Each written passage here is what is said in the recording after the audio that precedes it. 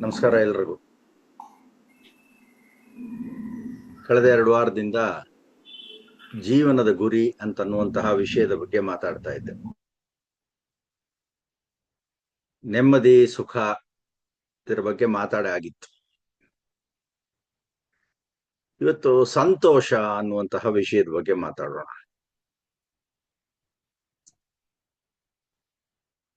ಯಮ ನಿಯಮ ಅನ್ನುವಂತಹ ಮಹಾವೃತಗಳು ಅಂತ ಕರೆಸಿಕೊಂಡಂತಹ ಪತಂಜಲಿ ಮಹರ್ಷಿಗಳು ನೀಡಿದಂತಹ ನಿಯಮದ ಅಡಿಯಲ್ಲಿ ಸಂತೋಷ ಅನ್ನುವಂತಹ ಒಂದು ಪದ ಬರುತ್ತೆ. ಏನು ಸಂತೋಷ ಅಂತಂದ್ರೆ ತೃಪ್ತಿಯಿಂದ ಇರೋದು, ಎಲ್ಲಾ ಸಮಯದಲ್ಲೂ ಸಂತೋಷವಾಗಿ ನಗ್ನಗ್ತಾ ಇರೋದು ಅಂತ. ಸಾಧ್ಯವಾ ಅಂತ ಹೇಳಿ ಅಂತ ಯೋಚನೆ ಮಾಡ್ಬೇಕಾಗತ್ತೆ. ಅದ್ರ ಸಾಧ್ಯ ಇದೆ ಅಂತ ಹೇಳಿ ಅಂತ ಪತಂಜಲಿ ಮಹರ್ಷಿಗಳು ಹೇಳ್ತಾರೆ. ಇದೀಗ ತಾನೇ ಗುರೂಜಿಯವರು ನಮ್ಗೆಲ್ಲ ಹೇಳ್ಕೊಟ್ರು. ನಾನು ಆರೋಗ್ಯವಾಗಿದ್ದೇನೆ, ನಾನು ಸಂತೋಷವಾಗಿದ್ದೇನೆ, ನಾನು ದೃಢವಾಗಿದ್ದೇನೆ. ಏನಂತೆ ನಮಗ್ ನಾವೇ ಹಿಪ್ನೋಟೈಸ್ ಮಾಡ್ಕೊಂಡಂಗೆ, ನಮಗ್ ನಾವೇ ಪದೇ ಪದೇ ದಿನದಲ್ಲಿ 16 ಬಾರಿ ಹೇಳ್ಕೊತಾ ಇತ್ತು ಅಂತಂದ್ರೆ ನಾವು ಆ ತರ ಆಗ್ತೀವಿ ಅಂತ. ಹಾಗಾಗಿ ಇದು ನಮ್ಮನ್ನು ನಾವು ತಯಾರಿ ಮಾಡ್ಕೊಳ್ಳುವಂತಹ ಒಂದು ವಿಧಾನ. ಪ್ರತಿಯೊಬ್ಬರಿಗೂ ಸುಖ, ಶಾಂತಿ, ನೆಮ್ಮದಿ, ತೃಪ್ತಿ, ಆನಂದ, ಮುಕ್ತಿ ಇವೆಲ್ಲ ಬೇಕೇ ಬೇಕು. ಯಾವುದು ಅಂಗಡಿನಲ್ಲಿ ಸಿಗೋದಲ್ಲ. ಇದನ್ನ ನಮ್ಮಲ್ಲಿ ನಾವೇ ತಯಾರು ಮಾಡ್ಕೋಬೇಕು. ಹಾಗಾಗಿ ಈ ಜೀವನದ ಗುರಿ ಸಂತೋಷ ಅನ್ನೋದ್ರ ಬಗ್ಗೆ ತಿಳ್ಕೊಳ್ಳೋಣಂತೆ. ಡಿ.ವಿ.ಜಿ ಹೇಳ್ತಾರೆ ತುಂಬಾ ಚೆನ್ನಾಗಿ, ಒಂದು ಪ್ರಸಂಗವನ್ನ ಅಥವಾ ಒಂದು ವಿಷಯವನ್ನ ತೆಗೆದುಕೊಂಡು ಅದರ ಮೂಲಕ ಸಂತೋಷವನ್ನ ಅನುಭವಿಸೋದು ಹೇಗೆ ಅಂತ ಹೇಳಿದ್ದ. ನಿಜವಾಗ್ಲೂ ಒಂದೊಂದ್ಸಲ ಅನ್ಸತ್ತೆ ನೇರವಾಗಿ ಹೇಳ್ಬಿಡ್ಬೋದಾಗಿತ್ತಲ್ಲ ಅಂತ ಹೇಳಿದ್ದ. ಡಿ.ವಿ.ಜಿ ಹೇಳ್ತಾರೆ, ಹರಿ ಭಜಕರೊಳು ಭಯದಿನ್ ಒಗೆದುದ ಎನಿಬರ ಭಕುತಿ ವರದ ಮೇಲಣ ಭಕ್ತಿ ಎನಿಬರೋದು ನೋಡೆ ಬರಿಯ ಸಂತೋಷದನುರಾಗ ರಸ ನಿಜ ಭಕ್ತಿ ಪರಮದಾಕರ್ಷಣೆಯದು ಮಂಕುತಿಮ್ಮ ಅಂತಾರೆ. ಅಂದ್ರೆ ವಿಷಯ ತಗೊಂಡಿರೋದಿಲ್ಲಿ ಭಕ್ತಿ ಅಂತ ಅನ್ನೋದು. ಭಕ್ತಿಯಿಂದ ನಾವು ಹೇಗೆ ಸಂತೋಷವನ್ನ ಪಡೆಯಬಹುದು ಅಂತನ್ನುವಂತಹ ಒಂದು ವಿಚಾರ. ಹರಿ ಭಜಕರೊಳು ಭಯದಿನ್ ಒಗೆದುದು ಎನಿಬರ ಭಕುತಿ. ಭಗವಂತನ ನಾವು ಆರಾಧಿಸ್ಬೇಕಾಯ್ತು ಅಂತಂದ್ರೆ ಕೆಲವು ಜನ ಭಯದಿಂದ ಅಯ್ಯೋ ಏನಾಗ್ಬಿಡುತ್ತೋ ಏನೋ ಅಂತ ಹೇಳಿದ್ದ ಭಗವಂತನ ಆರಾಧನೆಯನ್ನ, ಪೂಜೆಯನ್ನ ಮಾಡ್ತಾರೆ. ಒಂದು ವಿಶ್ಲೇಷಣೆ ಅಷ್ಟೇ ಇದು. ವರದ ಮೇಲಣ ಭಕ್ತಿ ಅನಿಬರೋದು ನೋಡಿ. ಭಗವಂತನ ಪೂಜೆ ಮಾಡಿದ್ರೆ ಅಥವಾ ಆರಾಧನೆ ಮಾಡಿದ್ರೆ ನಮಗೇನೋ ವರ ಕೊಡ್ತಾನೆ ಅಂತ ಅನ್ನುವಂತಹ ಒಂದು ಆಸೆ. ಆದ್ರೆ ಭಗವಂತನನ್ನ ಆರಾಧನೆ ಮಾಡೋದು ಬರೀ ನಮ್ಮ ಸಂತೋಷಕ್ಕಾಗಿ, ಅದೇ ನಿಜ ಭಕ್ತಿ ಅಂತ ಹೇಳಿ ಅಂತ ಅಂತಾರೆ. ಭಗವಂತನ ಆರಾಧನೆ, ಪೂಜೆಯನ್ನ ಯಾಕೆ ನಾವು ಮಾಡ್ತೀವಿ ಅಂತಂದ್ರೆ ಭಗವಂತ ಸರ್ವಶಕ್ತ, ಸರ್ವಂತರ್ಯಾಮಿ, ಈ ಥರದ್ದೆಲ್ಲ ಇದೆ, ಸರ್ವಜ್ಞ ಅಂತನ್ನುವಂತಹ ಗುಣಗಳನ್ನೆಲ್ಲ ಆರೋಪ ಮಾಡ್ತೀವಿ. ಅಂತಹ ಭಗವಂತನಲ್ಲಿರುವಂತಹ ಗುಣಗಳು ದಯಾಮಯ, ಕೊಡುವಂತಹ ಒಂದು ಶಕ್ತಿ, ಇಂತಹದ್ದು ನಮ್ಮಲ್ಲೂ ಬರಲಿ, ನಮ್ಮ ವ್ಯಕ್ತಿತ್ವ ಹೆಚ್ಚಾಗಲಿ ಅಂತ ಅನ್ನುವಂತಹ, ಸ್ವಲ್ಪ ಮಟ್ಟಿಗಾದ್ರೂ ಹೆಚ್ಚಾಗ್ಲಿ ಅಂತ ಅನ್ನುವಂತಹ ಒಂದು ಮನೋಭಾವ, ಅದು ಸೆಳೆತ, ಆಕರ್ಷಣೆ ಅಂತ ಹೇಳ್ತಾರೆ. ಬರಿಯ ಸಂತೋಷದ ಅನುರಾಗ ರಸ ನಿಜ ಭಕ್ತಿ ಪರಮದ ಆಕರ್ಷಣೆ ಇದು ಮಂಕುತಿಮ್ಮ ಅಂತಂತಾರೆ. ಅಂದ್ರೆ ಅತ್ಯಂತ ಹೆಚ್ಚಿನದಾದಂತಹ ಒಂದು ಆಕರ್ಷಣೆ ಇದು ಅಂತ ಹೇಳಿ ಅಂತ ಅಂತಾರೆ. ನರಸಿಂಹ ಭಟ್ರು ಅಂತನ್ನುವಂಥದ್ದು ಅಂತಹ ಸಾಹಿತಿ ಮಂಕುತಿಮ್ಮನ ಕಗ್ಗದಲ್ಲಿ ಬರೆಯಬೇಕಾಯ್ತು ಅಂತಂದ್ರೆ ತುಂಬಾ ಚೆನ್ನಾಗಿ ಬರೀತಾರೆ ಈ ಒಂದು ವಿಷಯದ ಬಗ್ಗೆ. ಏನ್ ಹೇಳ್ತಾರೆ ಅಂತಂದ್ರೆ ನಿಜವಾಗ್ಲೂ ತುಂಬಾನೇ ಚೆನ್ನಾಗಿರುವಂತಹ ಒಂದು ವಿಶ್ಲೇಷಣೆಯಲ್ಲಿ. ನಾವು ಭಯದಿಂದ ಹರಿಭಕ್ತಿ ಇಂಥದ್ದನ್ನೆಲ್ಲ ಮಾಡ್ತೀವಿ. ಅದೇ ಭಯದಿಂದ ಜೀರ್ಣೋದ್ಧಾರ, ದೇವಸ್ಥಾನಗಳದ್ದು ವರಪ್ರಾಪ್ತಿಗಾಗಿ ಹಾಗೆ ಅಂತ. ಆದ್ರೆ ಭಗವಂತನ ಒಂದು ಪ್ರೇರಣೆ ಸಿಗ್ಲಿ, ನಾನು ಅವನಂತ ಆಗ್ಲಿ ಅಂತ ಅನ್ನುವಂತಹ ನಿಜವಾದ ಅನುರಾಗ ರಸ, ಅಂದ್ರೆ ತುಂಬಾ ಸಂತೋಷದಿಂದ, ತುಂಬಾ ಪ್ರೀತಿಯಿಂದ ಭಗವಂತನ ಕಡೆಗೆ ಹರಿಯುವುದೇ ನಿಜವಾದಂತಹ ಒಂದು ಭಕ್ತಿ. ಇದು ಯಾವ ತರ ಆಗತ್ತೆ ಅಂತಂದ್ರೆ ಈ ಒಂದು ಪೂಜೆಯಿಂದ ಅಥವಾ ಭಗವಂತನ ಆರಾಧನೆಯಿಂದ ಶಾಂತಿ, ಸಂತೋಷ ಹಾಗೂ ಆತ್ಮೋನ್ನತಿ ಸಿಗತ್ತೆ ಅಂತ ಹೇಳಿ ಅಂತ. ಅಂದ್ರೆ ಆತ್ಮದ ಉದ್ಧಾರ ಆಗತ್ತೆ ಅಂತ ಹೇಳಿ. ಇದು ಯಾವ ಒಂದು ಮೀಟರ್ ಇಂದ, ಎಕ್ವಿಪ್ಮೆಂಟ್ ಇಂದ ಅಳಿಯೋದಕ್ಕೆ ಆಗಲ್ಲ ಇದು. ಹಾಗಾಗಿ ಸಂತೋಷದ ಅನುರಾಗ ರಸ ನಿಜ ಭಕ್ತಿ ಅಂತ ಹೇಳ್ತಾರೆ. ಆದ್ರೆ ನಾವು ಇಲ್ಲಿ ಪೂಜೆ ಪುನಸ್ಕಾರ ಭಜನೆ ಅಂತೆಲ್ಲ ಹೇಳ್ತಿರ್ತೀವಲ್ಲ, ಅಲ್ಲಿ ಭಜನೆ ಅಂತನ್ನುವಂತಹ ಒಂದು ಪದವನ್ನ ತಗೊಂಡ್ರೆ ಭಜ ಸೇವಾಯಾಮ್ ಅಂತನ್ನುವಂತಹ ಒಂದು ಧಾತು ಸಿಗುತ್ತೆ ನಮ್ಗೆ. ಅಂದ್ರೆ ಸೇವೆಯೇ ನಿಜವಾದಂತಹ ಭಕ್ತಿ ಅಂತ ಹೇಳಿ. ಭಗವಂತ ಕೂಡ ಇಂತಹದ್ದಕ್ಕೆ ಒಲಿತಾನೆ ಅಂತ ಅನ್ನುವಂತಹ ಒಂದು ಪ್ರತೀತಿ ಕೂಡ ಇದೆ. ಹಾಗಾಗಿ ಬರಿಯ ಸಂತೋಷದ ಅನುರಾಗ ರಸ ನಿಜ ಭಕ್ತಿ ಅಂತ. ಇದ್ರ ಜೊತೆಗೆ ದೇವ ಮಂದಿರ ಭಜನೆ, ಪೂಜೆ ಪ್ರಸಾದಗಳು, ಜೀವನದ ಅಲಂಕಾರ, ಮನಸ್ಸಿನ ಉದ್ಧಾರ ಅನ್ನುವಂತಹ ಒಂದು ಕಗ್ಗವನ್ನ 499ನೇದ್ದು. ಭಕ್ತಿ ನಂಬುಗೆ ಸುಲಭ, ಭಜನೆ ವಂದನೆ ಸುಲಭ, ತತ್ವ ಶೋಧನೆ ಕಷ್ಟ, ಮತಿ ಕಾರ್ಯ ಕಷ್ಟ ಅಂತ ಹೇಳಿ ಇಂತ ಇನ್ನೊಂದನ್ನ. ಅಂದ್ರೆ ಈ ಭಕ್ತಿ ನಂಬುಗೆ ಭಜನೆ ಇವೆಲ್ಲ ಸುಲಭವಾದಂತಹ ದಾರಿಗಳು. ಆದರೆ ಅದರ ಹಿಂದಿನ ತತ್ವ ಏನಿದೆ, ತತ್ವ ಶೋಧನೆ, ಮತಿ ಕಾರ್ಯ, ತಲೆ ಉಪಯೋಗಿಸೋದು ಕಷ್ಟ. ಅದಕ್ಕೇನೆ ಭಜ ಸೇವಾಯಾಮ್ ಅಂತ ಹೇಳಿ ನಮ್ಮವ್ರು ಅನ್ಸಿದ್ರು. ಅಂದ್ರೆ ಸೇವೆಯಲ್ಲೇ ಭಗವಂತನನ್ನ ಕಾಣುವಂತ. ಈಗ ಬೇಕಾದಷ್ಟು ಜನ ಮಾಡ್ತಾರೆ ಸಂಗೀತ ಸೇವೆ, ಉಪನಿಷತ್ ಸೇವೆ, ವೇದಗಳ ಸೇವೆ ಅಂತ ಹೇಳಿದ್ರೆ ಕೊನೆಯಲ್ಲಿ ಈಗ ದೇವ್ರ ಪೂಜೆ ಆದಾಗ ಕೊನೆಯಲ್ಲಿ ಹೇಳ್ಕೊಂಡು ಬರ್ತಾರೆ ಎಲ್ಲ ಬಹುಶಃ ನೃತ್ಯವಾದಂತಹ ಸೇವೆ, ಇಂಥದ್ದೆಲ್ಲ ಸೇವೆಗಳಿದೆ. ಅಂದ್ರೆ ಅವೆಲ್ಲ ಆ ಮೂಲಕ ಜನರನ್ನ ತೃಪ್ತಿಪಡಿಸುವಂತಹ, ಸಂತೋಷ ಪಡಿಸುವಂತಹ ಒಂದು ವಿಧಾನಗಳು. ಒಂದು ಕಥೆಯನ್ನು ಕೇಳ್ಬೋಣ. ಹಿಮಾಲಯದಲ್ಲಿ ತನ್ನದೇ ಆಶ್ರಮ ಕಟ್ಕೊಂಡು ಅದರ ಒಂದು ಜಾಗದಲ್ಲಿ ವಾಸ ಮಾಡ್ತಿದ್ದ ಸಂತ ಒಬ್ಬ ಇದ್ದ. ಒಂದು ದಿವಸ ಕಾಶಿಗೆ ಹೋದ. ಕಾಶಿಗೆ ಹೋದಾಗ ಸಂತ ಬರ್ತಾನೆ ಅಂತ ವಿಷಯ ಗೊತ್ತಾಗಿ ರಾಜ ಏನ್ ಮಾಡ್ದ, ಅರಮನೆಗೆ ಎಲ್ಲ ಏನು ಪೂರ್ಣ ಕುಂಭ ಸ್ವಾಗತವನ್ನು ಕೊಟ್ಬಿಟ್ಟು ಕರ್ಕೊಂಡು ಬಂದ.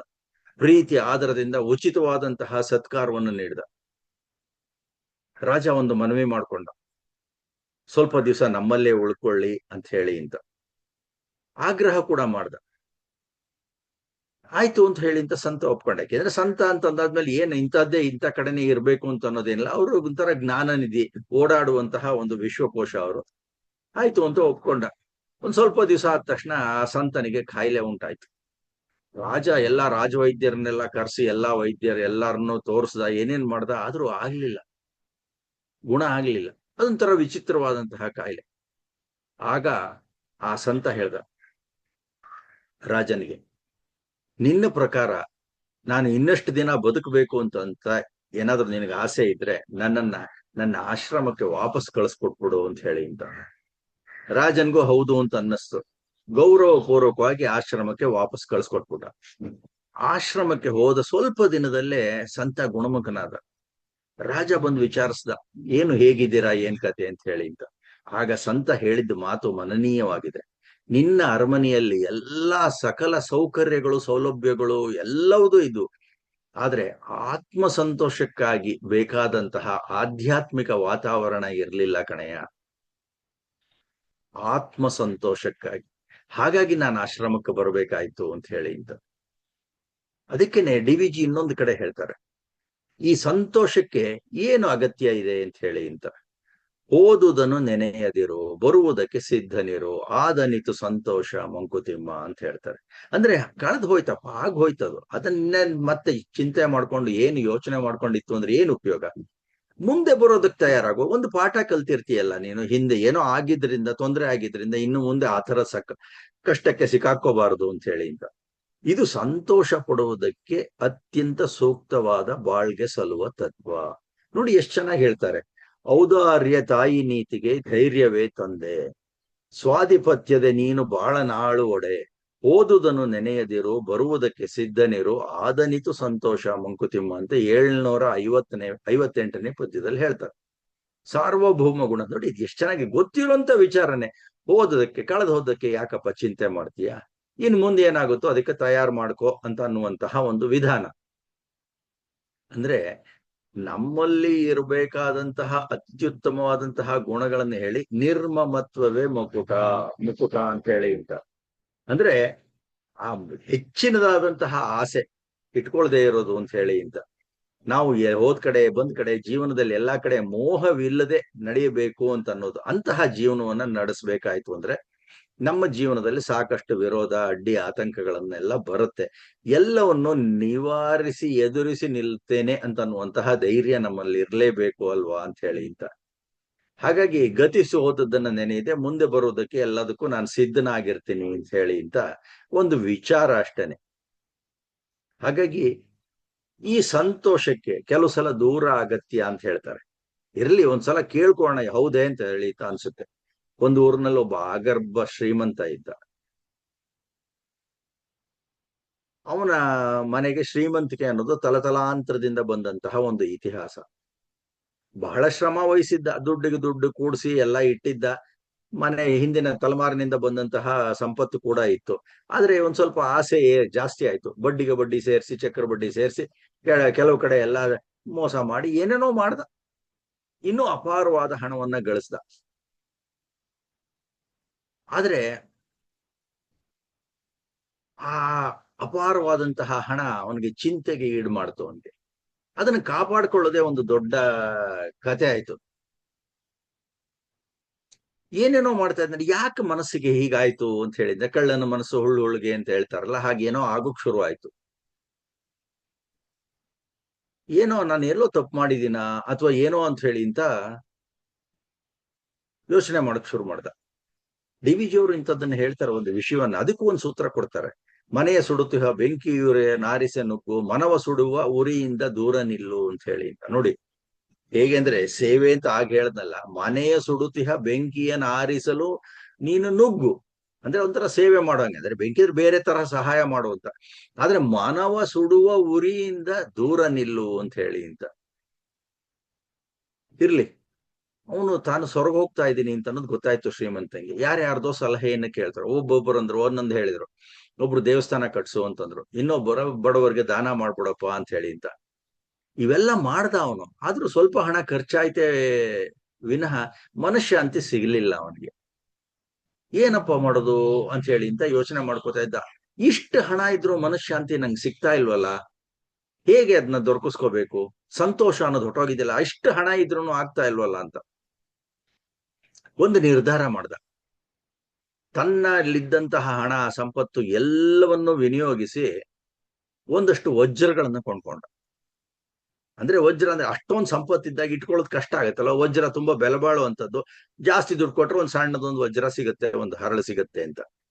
ಎಲ್ಲ ಹಣವನ್ನ ವಜ್ರವನ್ನಾಗಿ ಪರಿವರ್ತಿಸ್ದ. ಒಂದು ಚೀಲದಲ್ಲಿ ಹಾಕಿ ಒಂದು ಗಂಟು ಮಾಡಿ ಇಟ್ಕೊಂಡ. ಅದನ್ನ ಸೊಂಟಕ್ಕೆ ಕಟ್ಕೊಂಡ್ಬಿಟ್ಟ.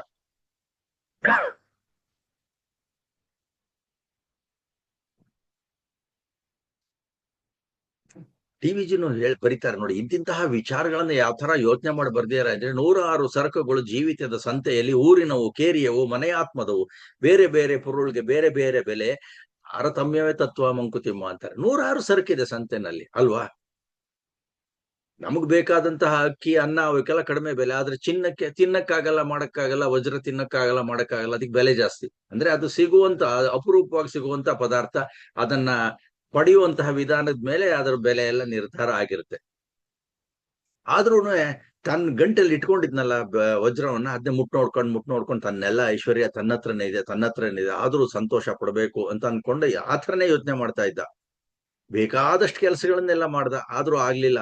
ಒಂದು ದಿನ ಹೀಗೆ ಅಲ್ದಾಡ್ತಾ ಇದ್ದಾಗ ಯಾರೋ ಒಬ್ರು ಹಿರಿಯರು ಹೇಳಿದ್ರು, ನೋಡಪ್ಪ, ಈ ಊರಿಗೊಬ್ಬ ಸಂತ ಬಂದಿದ್ದಾನೆ, ಅವನು ಇರುವಂತಹ ಜಾಗವನ್ನೆಲ್ಲ ತೋರಿಸಿ ಅವನ ಹತ್ರ ಹೋದ್ರೆ ನಿನ್ನ ಒಂದು ಸಮಸ್ಯೆಗೆ ಪರಿಹಾರ ಸಿಗತ್ತೆ ಅಂತ ಹೇಳಿದ್ದ.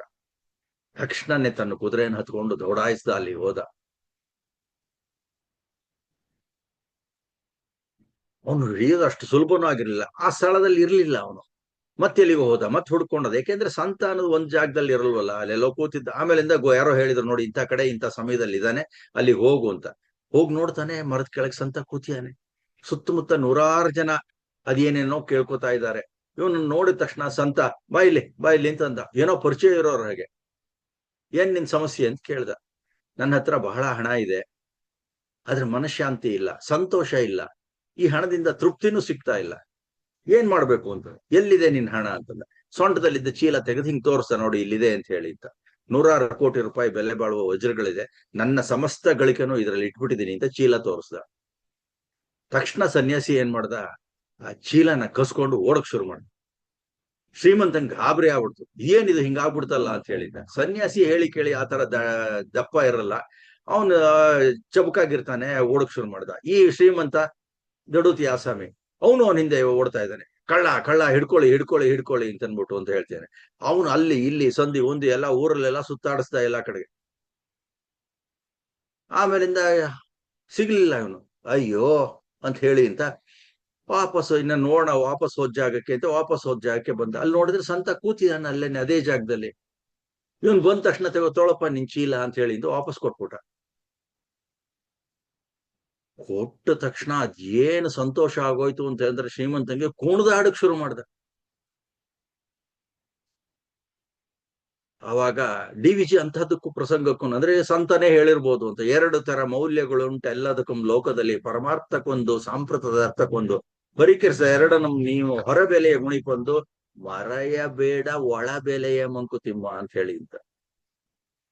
ಇನ್ನೊಂದು ಪದ್ಯನೂ ಹೇಳುತ್ತೆ, ಹೊನ್ನೆಂದು ಜಗದಿ ನಿಮ್ ಕೈಗೆ ಕೊಂಡುದನ್ನು ವಿಧಿ, ಮಣ್ಣೆನ್ನುವನ್ನು ಅವನವರ ಮಣ್ಣೆನ್ನುವೆ ನೀನು, ಭಿನ್ನವಿಂತೆರೆ ವಸ್ತು ಮೌಲ್ಯಗಳ ಗಣನೆ ಪಣ್ಯಕ್ಕೆ ಗತಿ ಅಂತೋ ಮಂಕುತಿಮ್ಮ ಅಂತ.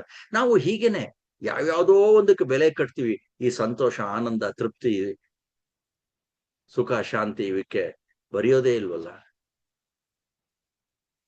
ಬೆಲೆನ ಕಟ್ಟೋದೇ ಇಲ್ವಲ್ಲ ಅಂತ. ಅಂದ್ರೆ ಆ ಸನ್ಯಾಸಿ ಹರ್ಷದಿಂದ ವಜ್ರದ ಚೀಲವನ್ನ ಶ್ರೀಮಂತಿಗೆ ಕೊಟ್ಟೇ ಬಿಟ್ಟ. ಅದನ್ನ ಹಿಡ್ಕೊಂಡು ನನ್ನ ಆಸ್ತಿ ಸಿಕ್ತು, ನನ್ನ ಆಸ್ತಿ ಸಿಕ್ತು ಅಂತ ಹೇಳಿ ಅಂತ ಕುಣದಾಡಕ್ ಶುರು ಮಾಡ್ಬಿಟ್ಟ. ಆಗ ಹೇಳ್ದ ಸಂತ, ನೋಡು ನಿನ್ನ ಸಂಪತ್ತಿ ಎಲ್ಲವೂ ನಿನ್ನ ಹತ್ರನೇ ಇತ್ತು, ಆಗ ನಿನಗೆ ಸಂತೋಷ ಇರಲಿಲ್ಲ, ಸ್ವಲ್ಪ ದೂರ ಆಯ್ತು, ಗೋಳಾಡಕ್ ಶುರು ಮಾಡಿದೆ, ಮತ್ತು ವಾಪಸ್ ಬಂತು ಕುಣದಾಡಕ್ ಶುರು ಮಾಡಿದೆ. ಸಂತೋಷ ನಿನ್ನ ಹತ್ರನೇ ಇತ್ತಲ್ಲಯ್ಯ, ನೀನೇ ತಯಾರಿಸ್ಕೋಬೇಕು ಅದನ್ನ ಅಂತ ಹೇಳಿ ಅಂತ. ಆದ್ರೆ ಪರಕಿಸ ಲೆಕ್ಕವನು ಅಂತ ಹೇಳ್ತಾರಲ್ಲ, ಒಳ ಬೆಲೆ ಹೊರ ಬೆಲೆ ಅಂತ ಹೇಳಿ ಅಂತ. ಅಂದ್ರೆ ಇದನ್ನೆಲ್ಲ ನಾವು ತಿಳ್ಕೋಬೇಕು ಅಂತ ಹೇಳಿ ಅಂತ. ನಮಗೂ ಗೊತ್ತಾಗಲ್ಲ, ಎಷ್ಟೋ ಸಲ ಹೀಗೆ ಆಗತ್ತೆ.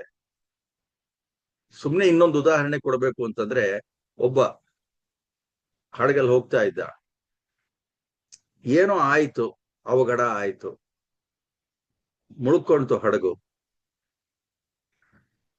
ಹಾಗೂ ಹೀಗೂ ಯಾವುದೋ ಒಂದು ಹಲಗೆನ ಸೇರ್ಕೊಂಡು ಎಲ್ಲೋ ಪಕ್ಕ ಒಂದು ಹತ್ರದ ಒಂದು ದಡ ಸೇರ್ಕೊ ಅಲ್ಲಿ ಹೋದ. ಒಂದು ದ್ವೀಪ, ಅಲ್ಲಿ ಯಾರು ಉಳಿಲಿಲ್ಲ, ಇವನೊಬ್ಬ ಉಳ್ಕೊಂಡಿದ್ದ. ಏನ್ ಮಾಡೋದು, ಇದೊಂದು ದ್ವೀಪಕ್ಕೆ ಬಂದಿದ್ದೀನಲ್ಲ ಅಂತ ಹೇಳಿ ಅಂತ ಒಂದು ಗುಡಿಸಲು ಕಟ್ಕೊಂಡ. ಏನೋ ಅಲ್ಲಿದ್ದ ಪದಾರ್ಥಗಳಿಂದಲೇ ಗುಡಿಸಲು ಕಟ್ಕೊಂಡ. ಚೆನ್ನಾಗಿರ್ತೀನಲ್ಲ ಸದ್ಯ, ಇಲ್ಲೇ ಇದೀನಲ್ಲ ನೋಡೋಣ ಅಂತ ಹೇಳಿ ಇದ್ದ. ಆಯ್ತು, ಅಲ್ಲೇ ಇದ್ದ ಗೆಡ್ಡೆ ಗೆಣಸು ಏನೋ ತಿನ್ಕೊಂಡು ಜೀವನ ಮಾಡ್ತಾ ಇದ್ದ. ಒಂದ್ ದಿವ್ಸ ಆ ಗುಡಿಸಲು ಬೆಂಕಿ ಹತ್ಕೊಂಡ್ಬಿಡ್ತು. ಅದೇನೋ ಅಚಾನಕ್ ಆಗಿ ಬೆಂಕಿ ಹತ್ಕೊಂಡು ಬೇಜಾರ್ ಮಾಡ್ಕೊಂಡು ಬೈಕೊಂಡ. ಇಷ್ಟು ದಿವ್ಸ ನಾ ಸುಖ ಶಾಂತಿ ನೆಮ್ಮದಿಯಿಂದ, ಏನೋ ಒಂದು ಅವಘಡ ಆಯ್ತು ಆದ್ರೂ ಕೂಡ ನೆಮ್ಮದಿನ ನಾನು ಕಂಡ್ಕೊಂಡಿದ್ದೆ, ನಾನು ಸಂತೋಷವನ್ನು ಕಂಡ್ಕೊಂಡಿದ್ದೆ, ಇದಕ್ಕೂ ಹಿಂಗ ಆಯ್ತಲ್ಲ ಅಂತ ಹೇಳಿ ಇದ್ದ. ಸರಿ ಬೈಕೋತಾ ಇದ್ದ. ಆಮೇಲೆ ಸ್ವಲ್ಪ ಹೊತ್ತಾಯ್ತು, ಸ್ವಲ್ಪ ಹೊತ್ತಾದ ತಕ್ಷಣ ಒಂದು ಹಡಗು ಬಂತು, ಅಲ್ಲಿಂದ ಒಂದು ದೋಣಿ ಬಂತು. ಇಲ್ಲಿ ಬಂದ ತಕ್ಷಣ, ಯಾರಯ್ಯ ನೀನು ಅಂತಂದ್ರೆ, ಹೌದು ಇಲ್ಲೆಲ್ಲೋ ಬೆಂಕಿ ಇದೆ ಅಂತ, ಅದು ಹೊಗೆ ಬರ್ತಾ ಇತ್ತು, ಅದಕ್ಕೆ ಗೊತ್ತಾಯ್ತು, ಅದರಿಂದ ನಾನ್ ಬಂದೆ, ಬಾ ನೀನ್ ಕರ್ಕೊಂಡು ಹೋಗ್ತೀನಿ ಅಂತ ಇನ್ನೊಬ್ಬ ಯಾರೋ ಬಂದು ಕಾಪಾಡ್ದ. ಹೀಗೆ ವಿಚಿತ್ರವಾದಂತಹ ನಡೆಗಳು ಜೀವನದಲ್ಲಿ ಎಲ್ಲ ಇದ್ದೇ ಇರುತ್ತೆ. ಆದ್ರೆ ಎಲ್ಲಾ ಸಂದರ್ಭದಲ್ಲೂ ಸಂತೋಷವನ್ನ ಅನುಭವಿಸುವಂತಹ ಒಂದು ವ್ಯವಧಾನ ನಾವ್ ಇಟ್ಕೊಂತು ಅಂತಂದ್ರೆ ತುಂಬಾ ಚೆನ್ನಾಗಿರುತ್ತೆ. ನಮ್ಮಲ್ಲೇ ಇದು ಯಾವುದು ಅಂಗಡಿನಲ್ಲಿ ಸಿಗೋದಲ್ಲ. ಹಾಗಾದ್ರೆ ನೀತಿ ನಿರ್ಣಯ ಏನು ಅಂತಂದ್ರೆ, ಕೊನೆಗೆ ಸಂತೋಷವನ್ನ ಅನುಭವಿಸುವಂತಹ ಒಂದು ಮನಸ್ಥಿತಿಯನ್ನ ನಾವು ಕಂಡುಕೊಂತು ಅಂತಂದ್ರೆ ಅದನ್ನ ನಮ್ಮೊಳಗೆ ಉತ್ಪಾದನೆಯನ್ನ ಮಾಡ್ಕೋಬಹುದು ಅಂತ ಹೇಳ್ತಾ ನನ್ನ ಮಾತಿಗೆ ವಿರಾಮವನ್ನು ನೀಡ್ತೇನೆ. ಧನ್ಯವಾದ ಹಾಗೂ ನಮಸ್ಕಾರ.